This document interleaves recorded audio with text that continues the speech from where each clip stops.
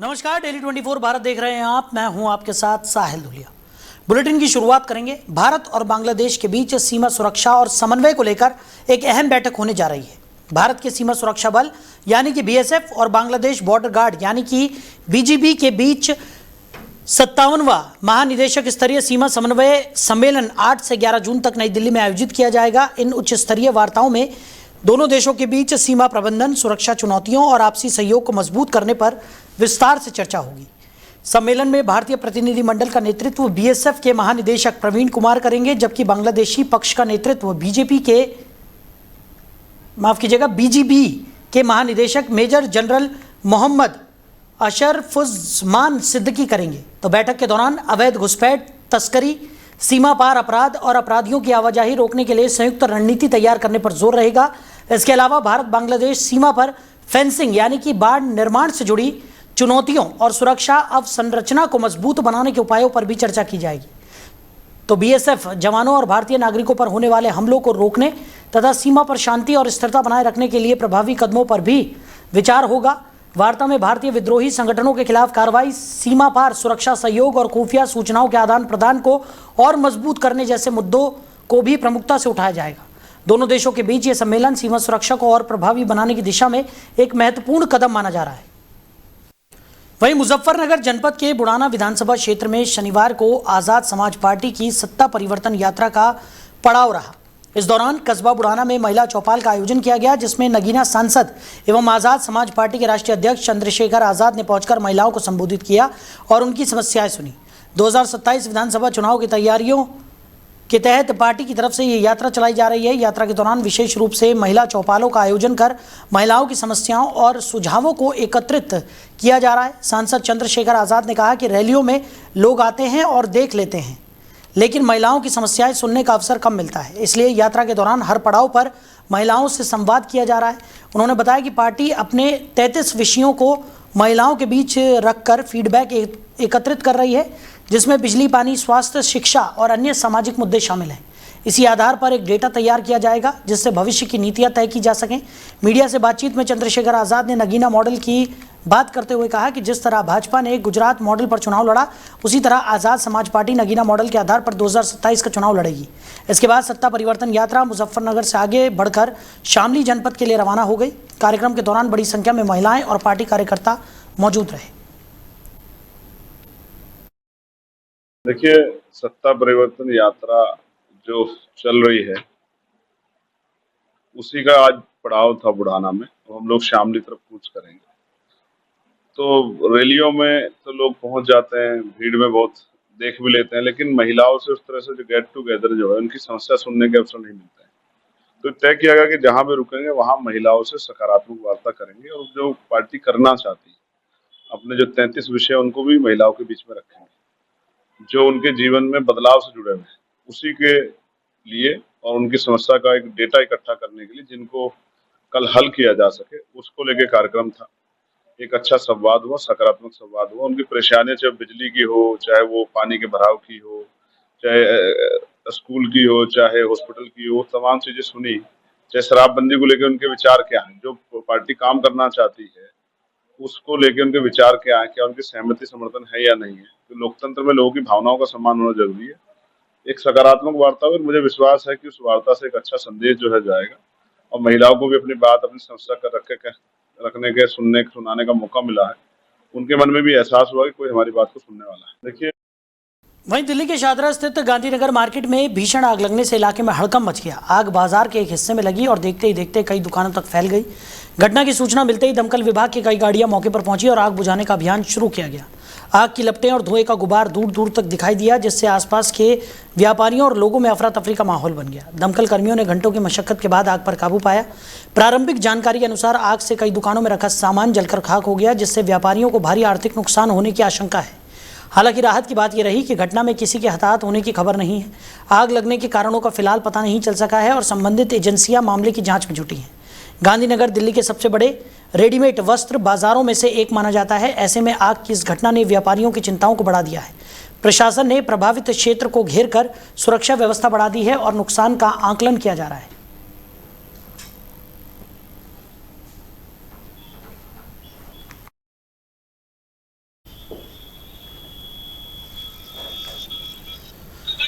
तो खबर पर ज्यादा जानकारी के साथ हमारे सहयोगी अरबाज हमारे साथ जुड़ गए। अरबाज, लगातार राजधानी दिल्ली में आग लगने की जो घटनाएं हैं वो एक के बाद एक निकलकर सामने आ रही हैं। ताज़ा मामला गांधीनगर मार्केट का बताया जा रहा है, जहां पर भीषण आग लग गई और कई दुकानों को आग ने अपनी चपेट में ले लिया। क्या स्थिति बताई जा रही है? बिल्कुल, देखिए साहिल, सुबह राजधानी दिल्ली के सैदरा स्थित जो गांधीनगर मार्केट है, रविवार को समय अफरा तफरी मच गई जब बाजार में एक हिस्से में अचानक भीषण आग लग गई। देखते ही देखते आग ने विकराल रूप धारण कर लिया और आसपास की जो दुकानें हैं उनको चपेट में ले लिया। आग की ऊंची ऊंची लपटें और आसमान में उठते धुएं के गुब्बारे कई किलोमीटर दूर से दिखाई देने लगे, जिससे पूरे इलाके में हड़कंप मच गया। और जो कि वहां पर लोग मौजूद थे, आग लगने के कुछ मिनटों बाजार में कुछ हिस्सों से धुआं भर गया। दुकानदार अपनी दुकानों का सामान निकालने के लिए भागते नजर आए। साथ ही मौके पर जो लोग मौजूद थे तो उनकी मदद करते हुए नजर आए, जबकि आसपास मौजूद लोगों के भगदड़ जैसी स्थिति भी बनती देखने को मिली। घटना की सूचना मिलते ही दमकल विभाग की जो गाड़ियां हैं वो मौके पर पहुंची। आग बुझाने का अभियान शुरू किया गया। दमकल जो कर्मियां हैं, दमकल कर्मियों ने आग काबू पाने के लिए घंटों तक लगातार मशक्कत की, जो कि संकरे गलियां हैं और बाजार में मौजूद, क्योंकि साहिल आपने देखा होगा बाजार जो होता है वो छोटी छोटी गलियां होती है और साथ ही बाजार में लगातार जो दुकानें हैं वो बिल्कुल बराबर में होती है। तो कहीं ना कहीं दुकान में आग लगने से जो धीरे धीरे वो पूरे बाजार में आग बढ़ती गई। काफी मशक्कत के बाद आग पर काबू पाया गया। आग की चपेट में आने से कोई दुकानों में लाखों करोड़ रुपए का जो बाजार में सामान था या कपड़ा था वो जलकर खाक हो गया। तैयार परिवहन अन्य सामान जलकर खाक हुए। साहिल, वहां की जो व्यवस्था इससे पहले भी अभी कई दिन पहले मालवीय नगर दिल्ली में देखने को मिली थी, जहां पर आग लग गई थी एक होटल में। वहां पर लोगों ने, आसपास के लोगों ने वहां पे बहुत मदद की थी। अभी 2 दिन पहले नोएडा में 2 जगह आग लगी थी। सेक्टर 52 की बात की जाए, सेक्टर 75 की बात की जाए, तो कहीं ना कहीं माना जा सकता है कि गर्मी के हालात को देखते हुए बहुत ज्यादा संघर्ष का सामना करना पड़ा है और आग विकराल रूप कभी भी ले सकती है। साहिल, बिल्कुल। और अरबाज, लगातार देखने को मिल रहा है कि सरकार की तरफ से अब व्यापक कदम भी यहाँ पर उठाने की बात की जा रही है।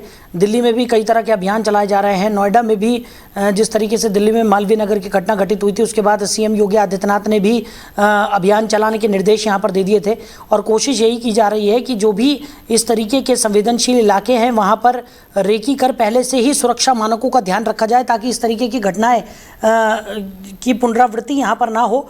और कोशिश यही है कि जितनी भी ये आग लगने की घटनाएं घटित हो रही हैं उन पर पूरी तरह से विराम यहाँ पर या अंकुश लगाया जा सके। बिल्कुल साहिल, देखिए प्रारंभिक जानकारी के मुताबिक आग की चपेट में आने से कई दुकानों में रखा लाखों करोड़ रुपए का कपड़ा, तैयार परिधान और अन्य सामान जलकर खाक हो गया। व्यापारियों का कहना है कि नुकसान का सही आकलन अभी पूरी तरह बुझने और मलबा हटाने के बाद ही हो सकेगा, लेकिन फिलहाल सिर्फ एक अंदाजा लगाया जा रहा है कि लाखों करोड़ रुपए का जो कपड़ा था वो जलकर खाक हो चुका है। लेकिन शुरुआती तौर पर भी भारी आर्थिक नुकसान की आशंका बताई जा रही है। राहत की बात यह है कि इस हादसे में किसी की हताहत होने की कोई गंभीर रूप से कोई घायल नहीं हुआ है, ना ही कोई सूचना मिली है। समय रहते बाजार में मौजूद लोगों को सोचकर बाहर निकाला गया, जिससे बड़ा जानमाल का नुकसान जो है वो कहीं ना कहीं टलता नजर आया। फिलहाल आग लगने के कारणों का पता नहीं चल सका है। आशंका जताई जा रही है कि शॉर्ट सर्किट की या किसी तकनीकी खराबी के चलते आग लग सकती है। जी साहिल। चलिए अरबाज, हमारे साथ जुड़ने के लिए, इस तमाम जानकारी के लिए आपका बहुत शुक्रिया। तो दिल्ली के गांधीनगर मार्केट में यह आग लगने की घटना सामने आई है। तो दमकल की टीम ने बमुश्किल आग पर काबू पाया। व्यापारियों को भारी नुकसान होने की आशंका भी इस पूरे मामले में जताई जा रही है।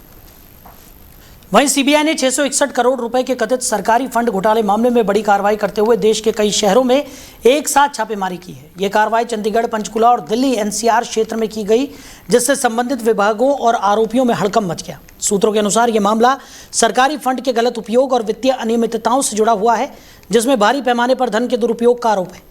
जांच एजेंसी ने प्रारंभिक साक्ष्यों के आधार पर कई स्थानों पर दबिश दी और महत्वपूर्ण दस्तावेजों को कब्जे में लिया है।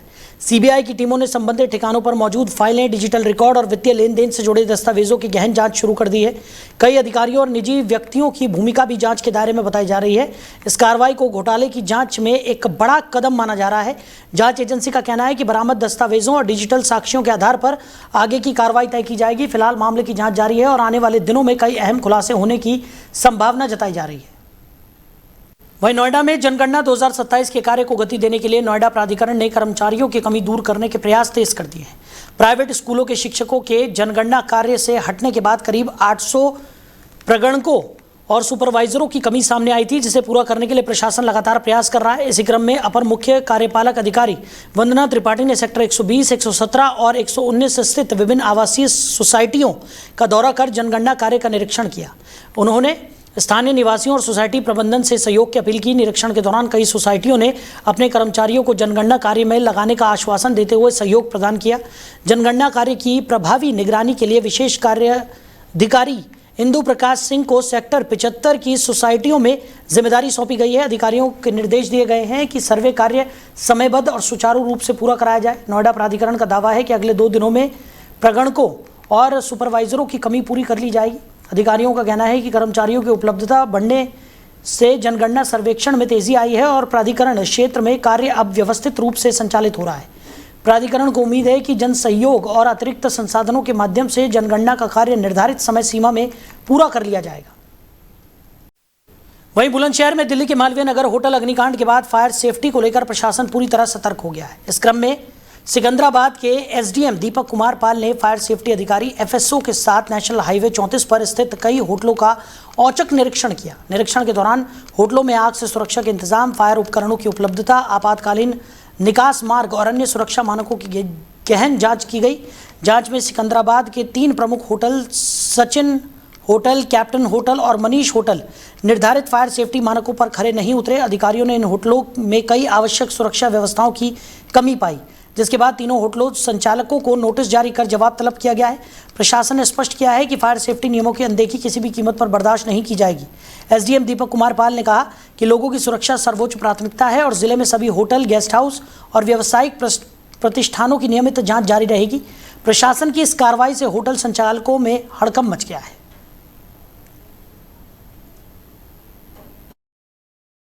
डीजी महोदया के दिशा निर्देशन में जो एक स्कीम चल रही है, जितने भी होटल्स, रेस्टोरेंट और ढाबे और इसमें जितने मैरिज होम हैं, सबको चेक किया जा रहा है लगातार 2 दिन से। और लगभग 60 के करीब हम लोग कल भी कुछ चेक किए थे, आज भी 25-30 के करीब जो होटल्स हैं वो चेक किए थे। जनपद बुलंदशहर में लगभग टोटल जो है 247 के करीब जो होटल हैं वो लिस्टेड हैं और उन्हीं में एक चेकिंग अभियान चलाया जा रहा है ताकि जो दिल्ली में इंसिडेंट हुआ है मालवीय नगर में, उस टाइप का इंसिडेंट हमारे बुलंदशहर में ना हो। हमारे पास रजिस्ट्रेशन ऐसे कुछ होता नहीं है। हमारे से जो एनओसी ली गई हैं लगभग 70 होटल की ली गई हैं, जिनके अंदर फायर सेफ्टी के नॉर्म्स जो है कंप्लीट थे और उन्होंने अपनी एनओसी ली है।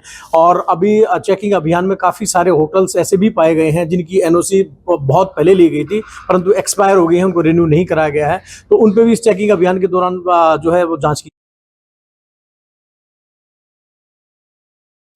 वहीं बुलंदशहर के थाना नरसेना क्षेत्र के गांव नरसेना में दबंगों की तरफ से मां बेटे के साथ मारपीट का मामला सामने आया है। पीड़ित ने आरोप लगाया कि खेत पर पहले से घात लगाए बैठे दबंगों ने उसे और उसकी मां को घेरकर मारपीट की। पीड़ित का कहना है कि आरोपियों ने बदसलूकी की और उसकी मां के कपड़े तक फाड़ दिए।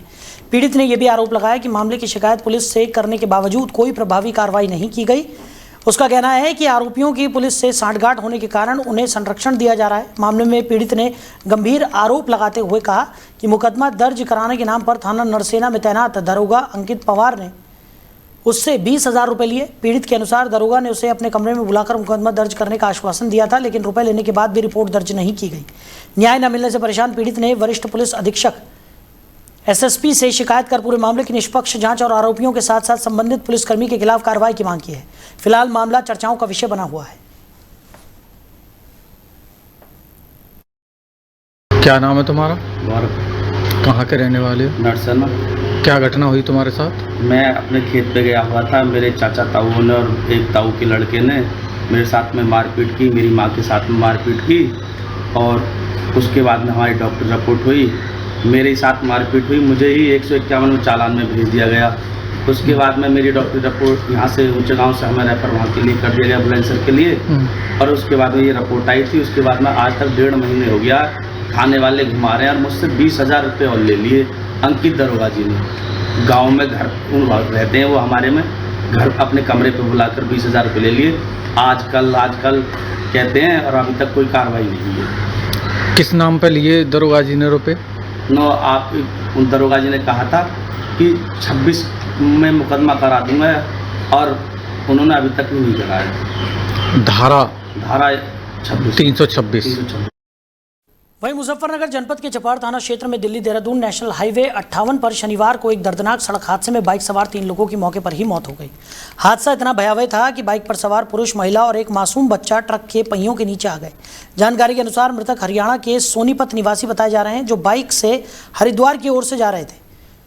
सिसोना के पास अचानक बाइक हादसे का शिकार हो गई और पीछे से आ रहे ट्रक ने तीनों को कुचल दिया, जिससे उनकी मौके पर ही दर्दनाक मौत हो गई। घटना की सूचना मिलते ही थाना चपार पुलिस और क्षेत्राधिकारी सदर रविशंकर मिश्रा मौके पर पहुंचे। पुलिस ने शवों को कब्जे में लेकर पोस्टमार्टम के लिए भेज दिया, साथ ही पंचनामा भरने की कार्रवाई शुरू कर दी। सीओ सदर रविशंकर मिश्रा ने बताया कि प्रारंभिक जाँच में सामने आया है कि बाइक के पीछे लगा बैग ट्रक से टकरा गया, जिससे बाइक असंतुलित होकर सड़क पर गिर गई। इसके बाद बाइक सवार ट्रक के पिछले पहिए की चपेट में आ गए।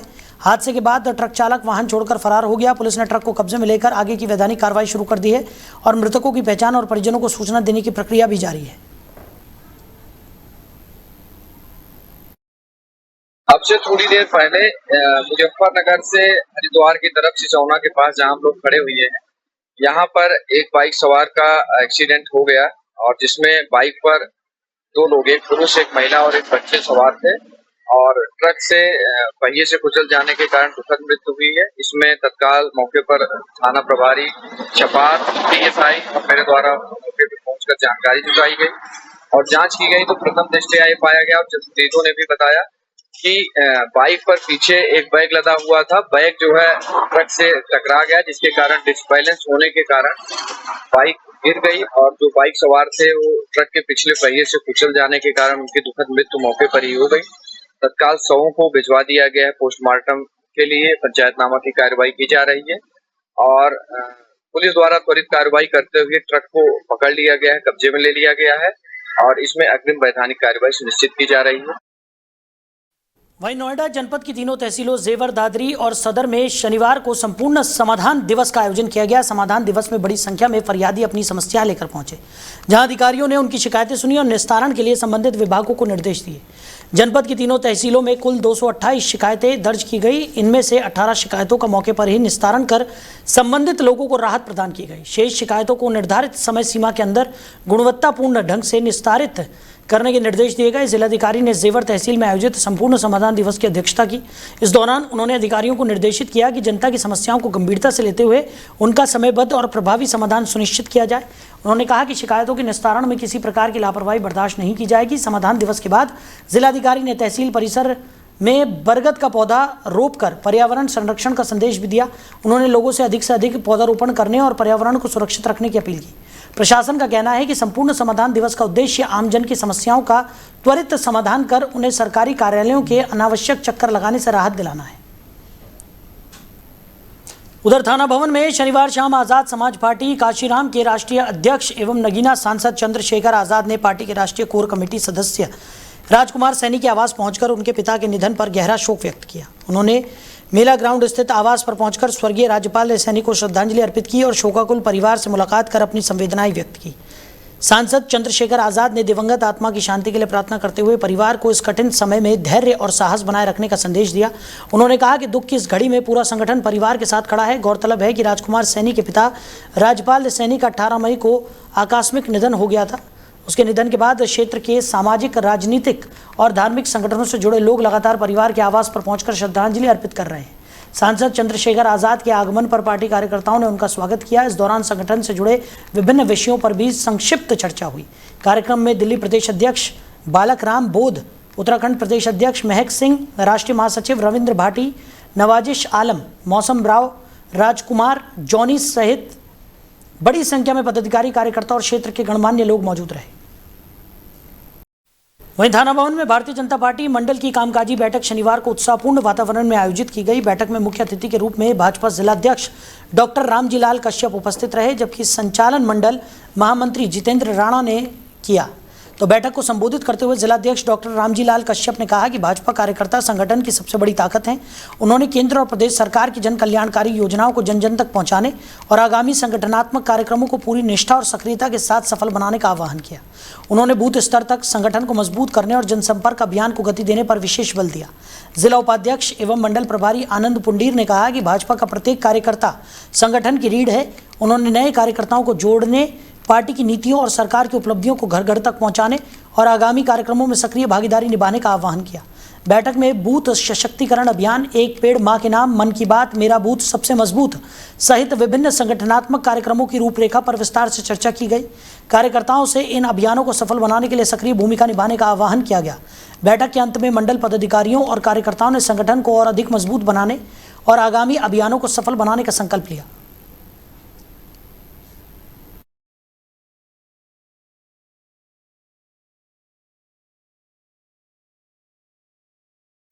वहीं ग्रेटर नोएडा में एटीएम धोखाधड़ी करने वाले 3 शातिर बदमाश पुलिस मुठभेड़ के बाद गिरफ्तार कर लिए गए। पुलिस और बदमाशों के बीच ये मुठभेड़ एसकेएस तिराहे के पास चेकिंग के दौरान हुई। पुलिस को देखकर बाइक सवार 3 संदिग्ध युवक भागने लगे। पीछा किए जाने पर बदमाशों ने पुलिस टीम पर फायरिंग कर दी, जिसके बाद पुलिस ने जवाबी कार्रवाई की। मुठभेड़ के दौरान सोहेल मलिक के पैर में गोली लगी, जबकि उसके 2 साथी शोएब मलिक और राकेश कुमार को पुलिस ने कॉम्बिंग अभियान चलाकर गिरफ्तार कर लिया। आरोपियों के कब्जे से अवैध तमंचा, कारतूस और चोरी की स्प्लेंडर मोटरसाइकिल बरामद हुई है। पुलिस जांच में सामने आया है कि आरोपी एटीएम मशीनों के कार्ड स्लॉट में फेविक्विक डालकर ग्राहकों के कार्ड फंसा देते थे। इसके बाद एटीएम पर फर्जी हेल्पलाइन नंबर चिपकाकर ग्राहकों को संपर्क करने के लिए मजबूर करते थे। बातचीत के दौरान आरोपी ग्राहकों का पिन नंबर हासिल कर लेते थे और ग्राहक के जाने के बाद कार्ड निकालकर खाते से पैसे उड़ा लेते थे। पुलिस के अनुसार ये गिरोह नोएडा, गाजियाबाद और दिल्ली एनसीआर क्षेत्र में एटीएम धोखाधड़ी की कई वारदातों को अंजाम दे चुका है। फिलहाल आरोपियों के आपराधिक इतिहास और अन्य मामलों में उनकी संलिप्तता की जाँच की जा रही है। लगभग 9:30 बजे के आसपास थाना बिसरा की पुलिस एक इनपुट के आधार पर एसके चौराहे के पास चेकिंग कर रही थी। इसी दौरान एक बाइक और 3 संदिग्ध लोग दिखाई दिए। इनको चेकिंग करने के लिए प्रयास करने पर ये लोग भागने लगे और आगे चलकर पुलिस टीम पर इन्होंने फायरिंग की।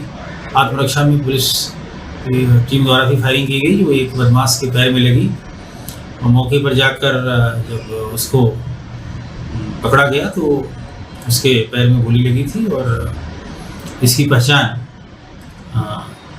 सोहेल मलिक के रूप में हुई, जो सलारपुर का रहने वाला है। 2 अन्य बदमाश जो भाग रहे थे उनको भी घेर कर पकड़ा गया, जिनकी पहचान सोहेल मलिक और राकेश कुमार के रूप में हुई। इनके निशानदेही पर कब्जे से एक मोटरसाइकिल जो चोरी की थी, एक तमंचा 315 बोर, 2 जिंदा कारतूस, एक खोखा कारतूस और एक पेचकस व प्लास, 2 पैकेट एलपी और एटीएम चोरी से प्राप्त किए गए 7,320 रुपये बरामद हुए। ये शातिर एटीएम चोर हैं। घायल को तत्काल उपचार के लिए अस्पताल भेजा गया। इनके आपराधिक इतिहास आधा दर्जन से अधिक है। वहीं ग्रेटर नोएडा के थाना बीटा 2 क्षेत्र में शनिवार को पुलिस और एक चेन स्नैचर के बीच मुठभेड़ हो गई। घटना धकिया बाबा गोल चक्कर के पास की है, जहां पुलिस की तरफ से नियमित चेकिंग अभियान चलाया जा रहा था। चेकिंग के दौरान पुलिस को एक संदिग्ध मोटरसाइकिल पर सवार 2 युवक दिखाई दिए। पुलिस ने जब उन्हें रोकने का इशारा किया तो दोनों भागने लगे। पीछा करने पर खुद को गिरता देख एक बदमाश ने पुलिस टीम पर देशी तमंचे से फायरिंग कर दी।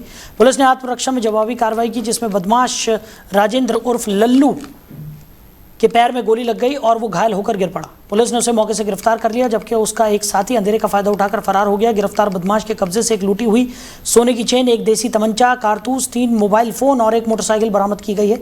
घायल आरोपी को उपचार के लिए अस्पताल में भर्ती करा दिया गया है। पुलिस अधिकारियों के अनुसार फरार आरोपी की गिरफ्तारी के लिए इलाके में कॉम्बिंग अभियान चलाया जा रहा है। साथ ही गिरफ्तार बदमाश के आपराधिक रिकॉर्ड और अन्य घटनाओं में उसकी संलिप्तता की भी जाँच की जा रही है।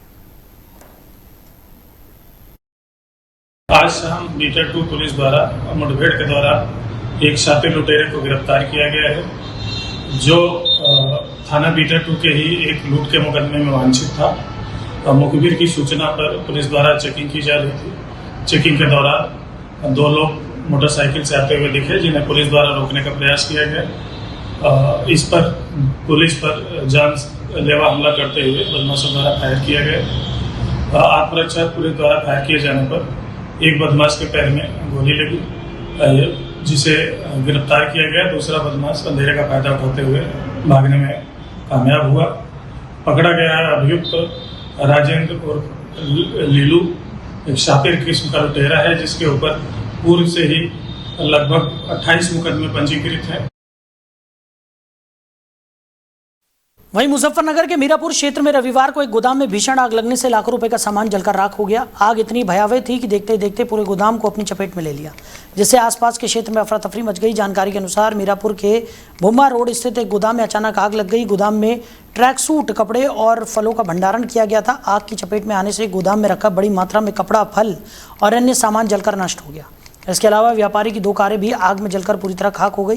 प्रारंभिक जांच में आग लगने के कारण शॉर्ट सर्किट को माना जा रहा है। बताया जा रहा है कि गोदाम घेर के अंदर बना हुआ था, जहां अचानक विद्युत शॉर्ट सर्किट होने से आग भड़क उठी और तेजी से फैल गई। घटना की सूचना मिलते ही स्थानीय लोग और दमकल विभाग की टीम मौके पर पहुंची। कड़ी मशक्कत के बाद आग पर काबू पाया गया। हालांकि तब तक गोदाम में रखा लाखों रुपए का सामान जलकर खाक हो चुका था। फिलहाल प्रशासन और दमकल विभाग आग लगने के कारणों की जाँच कर रहे हैं और नुकसान का आकलन किया जा रहा है।